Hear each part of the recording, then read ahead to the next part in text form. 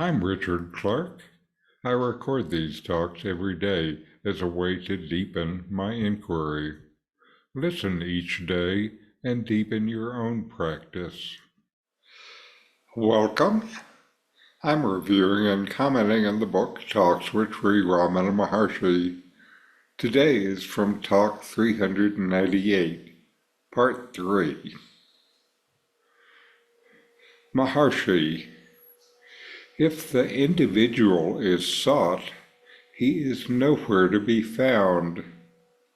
Such is the Guru. Such is Dakshinamurti.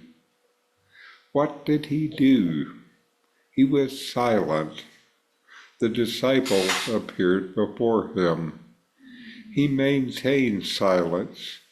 The doubts of the disciples were dispelled, which means they lost their individual identities. That is jnana, and not all the verbiage usually associated with it. Silence is the most potent form of work. However vast and emphatic the sastras may be, they fail in their effort. The Guru is quiet, and peace prevails in all. His silence is more vast and more emphatic than all the Shastras put together.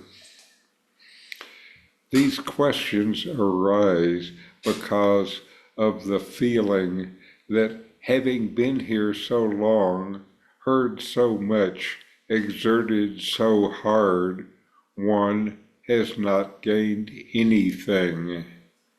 The work proceeding within is not apparent.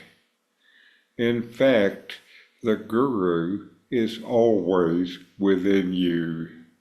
Thayamanavar says, "O Lord, coming with me all along the births, never abandoning me, and finally rescuing me." Such is the experience of realization. Srimad Bhagavad Gita says the same in a different way. We too are not only now, but have ever been so. This conversation highlights several profound themes central to Sri Ramana Maharshi's teachings: the nature of the self, the role of the Guru, and the ultimate silence that transcends verbal instructions. The questioner is concerned with the apparent lack of progress despite prolonged spiritual practice and effort. This sentiment is familiar to many seekers who feel that they have invested significant time in their spiritual journey, but haven't perceived tangible results. The underlying question here is about the efficacy of spiritual practices and the true nature of realization. Ramana addresses these concerns by emphasizing the profound role of silence and the inner work that often goes unnoticed. He begins by referring to Dakshinamurti, the silent Guru who dispelled the doubts of his disciples without uttering a word. This symbolizes the ultimate teaching, that true knowledge, jnana, transcends words and concepts.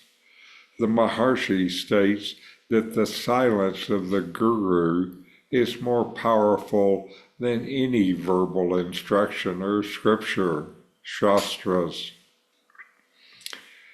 Ramana's point is that the most potent form of teaching is silence.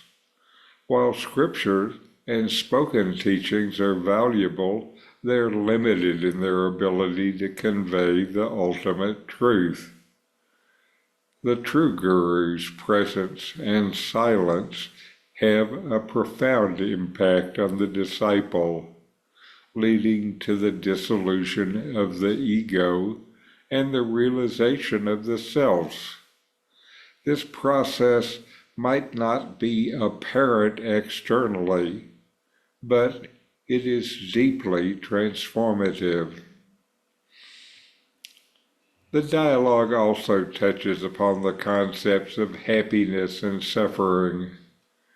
Ramana implies that true happiness is not the result of external achievements or recognitions in one's spiritual practice, but is inherent within the self. Suffering, on the other hand, stems from the ego and the mind's incessant activity. By guiding the questioner to look within and recognize the ever-present guru within, Ramana points to the source of true happiness, self-realization. Ramana's teaching consistently directs attention to the nature of the mind and the ego. He suggests that the mind's activity creates the illusion of progress and stagnation. The ego is a construct that perpetuates the feeling of individual effort and accomplishment.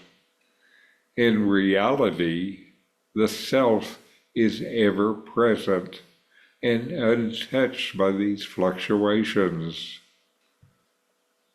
For practical application, the Maharshi's dialogue advises you to trust the silent work of the Guru within and not be disheartened by the lack of visible progress. It encourages a shift from the external validation to internal realization. The emphasis on silence as a form of teaching also suggests that meditation and self-inquiry should be grounded in a deep sense of inner stillness and presence. Ramana Maharshi's dialogue reassures you that true spiritual work is often subtle and not immediately apparent.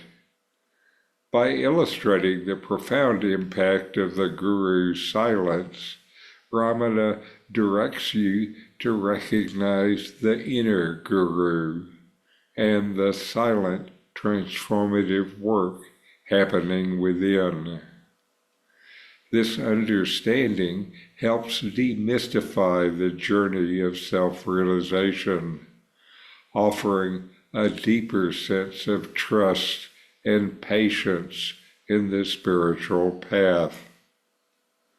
So know yourself and be always free and at peace. Now my second book of comments on Sri Ramana Maharshi's teachings, 40 Verses on Reality by Ramana Maharshi with comments, is available from Amazon.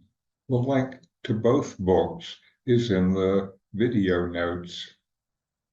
These videos bring Ramana's teachings into your direct experience. Click subscribe to see more. Click thumbs up to like, and send questions and start a dialogue with a comment